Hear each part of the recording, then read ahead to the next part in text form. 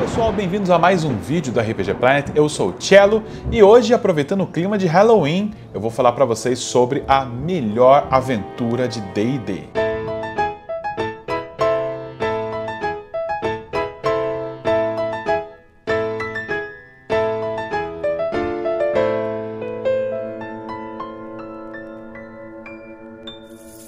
Sim, hoje o assunto é Ravenloft, não o cenário de campanha, nem o domínio do medo, mas sim a aventura original, né, que trouxe tudo isso pra gente lá em 1983, ou seja, já fez 40 anos dessa aventura que é um marco na história dos RPGs. Ah, e por que é a número 1 de todos os tempos? Bom, essa é só a minha opinião, eu acho que é a melhor, mas eu não joguei todas. É talvez um exagero, mas ela é ranqueada sempre entre as 5 melhores aventuras de D&D em todas as listas que ela aparece. Bom, e agora um pouquinho de contexto histórico. As primeiras aventuras de D&D, elas ainda tinham muito do legado dos jogos de wargame que vieram antes deles, né? E elas eram muito mais localizações, né, com um grande labirinto, né, uma masmorra, alguma coisa assim, com estatísticas de monstros, armadilhas e localização de tesouros que ficavam ali como um playground para os nossos aventureiros, né, desbravarem à vontade. Mas essas aventuras não tinham um enredo bem determinado, digamos assim. Poderia até ter um pouquinho, né, da história do passado do lugar, mas era sempre uma coisa vaga e a história mesmo era contada do ponto de vista dos heróis, né? O que acontecia na mesa era o que gerava a história que ficava para depois. Mas isso tudo foi mudando um pouco nos anos 80. As aventuras foram ficando um pouquinho mais complexas do ponto de vista de história e enredo.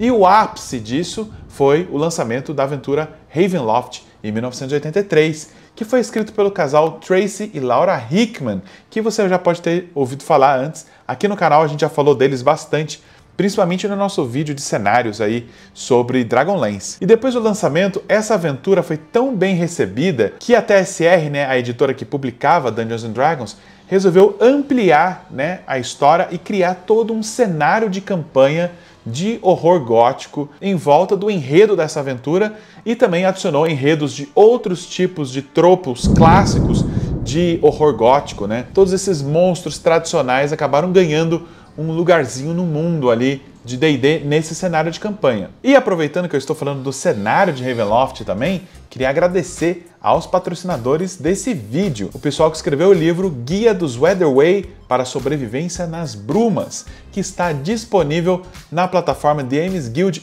totalmente em português e também tem a versão em inglês, caso você queira. Escrito por Gabriel Jansen, Leandro Zarbinati, Pedro A. e Rafael Castelo Branco. E o que é esse livro? Esse livro pega todos os conceitos do cenário original de Ravenloft e traduz ele para a 5ª edição, incluindo novas raças jogáveis como os Meio-Vistani, os Calibans e também as Fadas Sombrias. Então tem mais opções aí de raças para o seu D&Dzão clássico. Mas não é só isso, tem 13 novas subclasses também para entrar nesse clima de horror de Halloween aí para você. Também traz um capítulo inteiro sobre magia em Ravenloft, né? Como funciona e quais são as diferenças de magia lá. E também um capítulo sobre equipamentos específicos aí para você caçar monstros nas brumas. Então, se você gostava aí de Domínios do Medo e outros suplementos de AD&D antigo e quer aquelas regras que ficaram para trás agora adaptadas para a 5ª edição, confira o link na descrição para você garantir o seu tomo aí, o guia Weatherway para a Sobrevivência nas Brumas. E vamos seguir falando aí de Ravenloft. Bom, e qual é a história, né? Qual que é o plot principal da aventura Ravenloft? O nosso grupo de aventureiros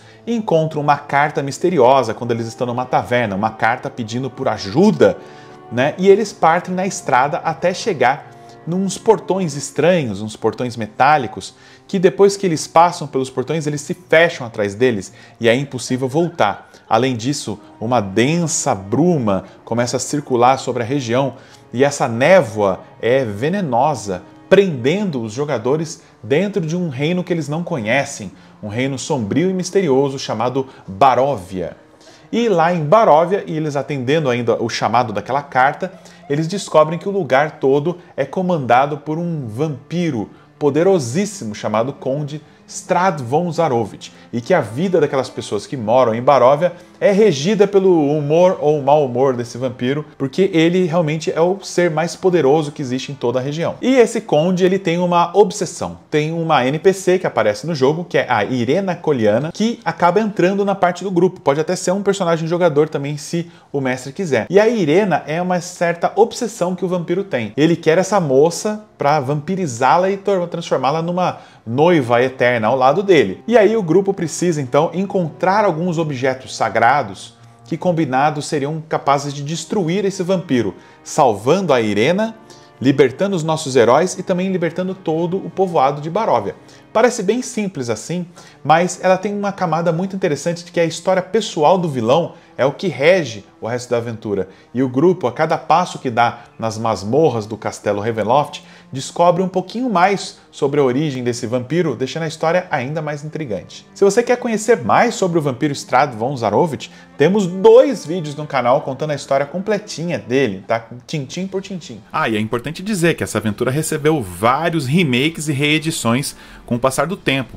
Inclusive, se você joga a 5ª edição, existe a aventura A Maldição de Strad, que pega essa história original e expande ela para uma mini campanha muito legal. Tem links na descrição também para quem quiser comprar essa aventura em português, e é um jogaço. E eu queria também aproveitar que a gente está falando dessa aventura para ver qual é o legado que ela deixa e quais dicas você pode usar hoje, né, de coisas que são apresentadas nessa aventura para jogar um RPG de terror, né, nesse clima gostoso de Halloween aí. Que tipo de dicas que o Ravenloft original traz que são úteis até hoje, 40 anos depois. A primeira dica é o que o Ravenloft faz muito bem, de isolar os personagens num lugar que eles não conhecem.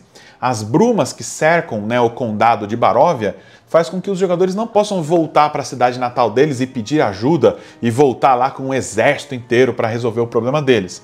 Eles estão isolados, então eles vão ter que usar as ferramentas que estão disponíveis para eles ali para resolver o problema.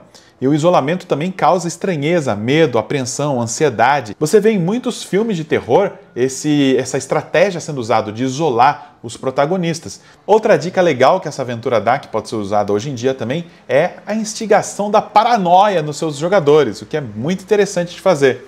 Tem um dos enredos nessa aventura em que o Strad ele pode se passar por um dos personagens da mesa. Você pode, de repente, colocar essa paranoia na mesa de jogo, falando individualmente com cada um dos jogadores sobre, de repente, um traidor entre eles. Talvez nem exista um traidor de verdade, mas só de você contar isso para cada um deles em separado do grupo, vai fazer eles se olharem com suspeita um para o outro, o que deixa um clima de paranoia bem interessante. Outra ferramenta interessante que é usada nessa aventura é o limite de tempo. Os jogadores não podem se acovardar e ficar esperando tudo passar, né, enquanto eles ficam barricados ali dentro da igreja para o vampiro não pegar eles. Eles precisam enfrentar o vampiro, porque se não fizerem isso, a Irena, que já foi mordida 2 vezes pelo vampiro, vai acabar morrendo e se transformando numa vampira ela mesma. Então tem esse período aí que eles precisam urgentemente matar o vampiro para eliminar esse problema, para ela ser de fato curada. Então você ter um deadline, né, ter um problema que vai só piorando com o passar do tempo, faz com que o grupo seja sempre mais ativo. E mesmo com medo, eles precisam, né, arregaçar as mangas e partir para a aventura. Outra coisa legal que essa aventura traz é a ideia de amarrar a história que o grupo vai desvendar com mecânicas que podem ajudar o grupo.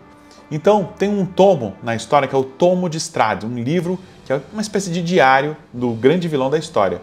E por que o nosso grupo ia querer ler essa história e descobrir o passado dessa criatura? Porque também existem dicas de como derrotá-lo ali e seus pontos fracos.